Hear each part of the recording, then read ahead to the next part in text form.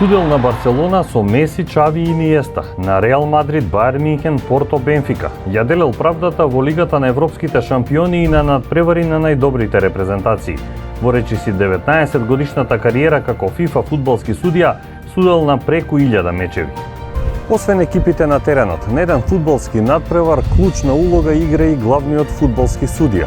Со Александар Ставрев, реномиран доскорешен меѓународен фудбалски судија, разговараме за тоа кои услови треба да ги исполнат кандидатите од македонското првенство за да станат меѓународни реномирани судии со значки на ФИФА и УЕФА.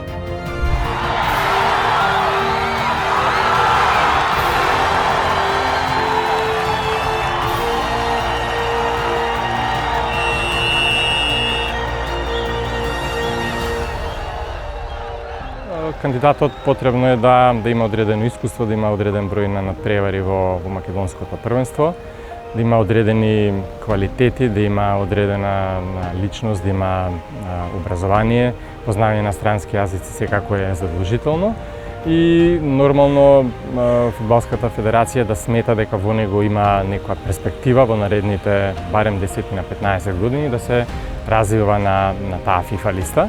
Ако судијата го мине филтерот од извештаите на контролорите, зависи какви надпревари ќе му се доделуваат. ФИФА им дава шанси и на помалите земји.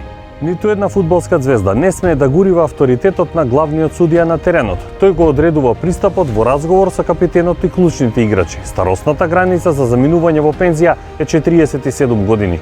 Судијата треба да знае како од главните играчи да создаде партнери за менаџирање на останатите актери на теренот. Вие на надпреварот се среќавате со 20 различни карактери, различни играчи.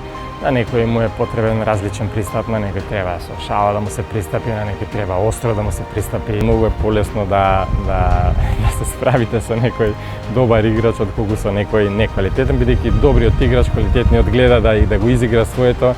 Лошиот играч, поготоа ако не му е денот, гледа да ги покрие своите грешки со реакции или со поплаки кон судијата. Судијата носи околу 300 одлуки на надпревар. ВАР технологијата обезбедила поголема правичност, смета Ставрев. Морам да напоменам дека сега судат со многу помалку притисок отколку порано, бидејќи знаат дека позади нив има помош, доколку се направи некоја крупна грешка, ќе може да се искоригира.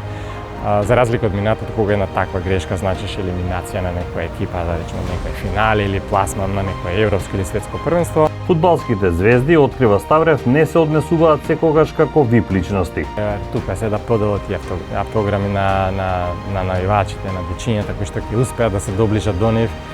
Со нив може исто така да се поразговара во потребинските простори. Така да друго е кога ги гледаме на телевизија, друго е кога ги гледаме на терен кога играат, но да речем приватно надвор од теренот се нормални личности какви ние. Порто Митиланд во Лигата на шампионите беше последниот надпревар кој го судеше Ставрев. Замина во судиска пензија на 47 години. Сега работи како судиски контролор.